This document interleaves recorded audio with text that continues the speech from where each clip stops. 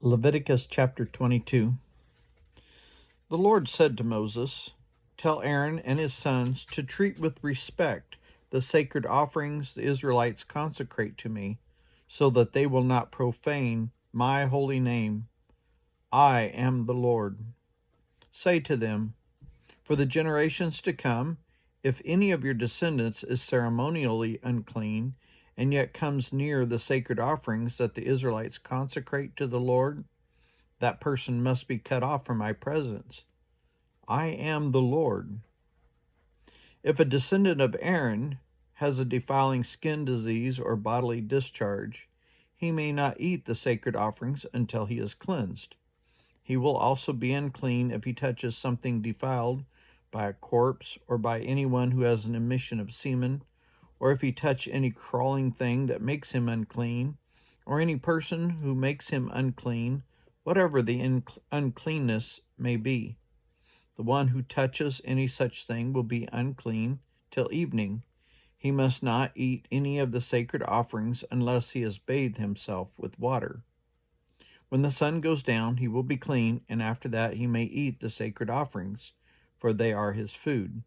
He must not eat anything found dead or torn by wild animals, and so become unclean through it. I am the Lord. The priests are to perform my service in such a way that they do not become guilty and die for treating it with contempt.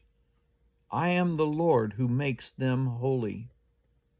No one outside a priest's family may eat the sacred offerings, nor may the guest of a priest or his hired worker eat it. But if a priest buys a slave with money, or if slaves are born in his household, they may eat his food. If a priest's daughter marries anyone other than a priest, she may not eat any of the sacred contributions. But if a priest's daughter becomes a widow or is divorced, yet has no children, and she returns to live in her father's household as in her youth, she may eat her father's food. No unauthorized person, however, may eat it. Anyone who eats a sacred offering by mistake must make restitution to the priest for the offering and add a fifth of the value to it. The priest must not desecrate the sacred offerings the Israelites present to the Lord by allowing them to eat the sacred offerings and so bring upon them guilt requiring payment. I am the Lord who makes them holy. The Lord said to Moses, "Speak to Aaron and his sons and all the Israelites, and say to them, if any of you, whether an Israelite or a foreigner residing in Israel, presents a gift for a burnt offering to the Lord, either to fulfill a vow or as a free will offering, you must present a male without defect from the cattle, sheep, or goats, in order that it may be accepted on your behalf. Do not bring anything with a defect, because it will not be accepted on your behalf. When anyone brings from the herd or flock a fellowship offering to the Lord to fulfill a special vow or as a freewill offering, it must be without defect or blemish to be acceptable. Do not offer to the Lord the blind, the injured, or the maimed, or anything with warts or festering or running sores. Do not place any of these on the altar as food offering presented to the Lord.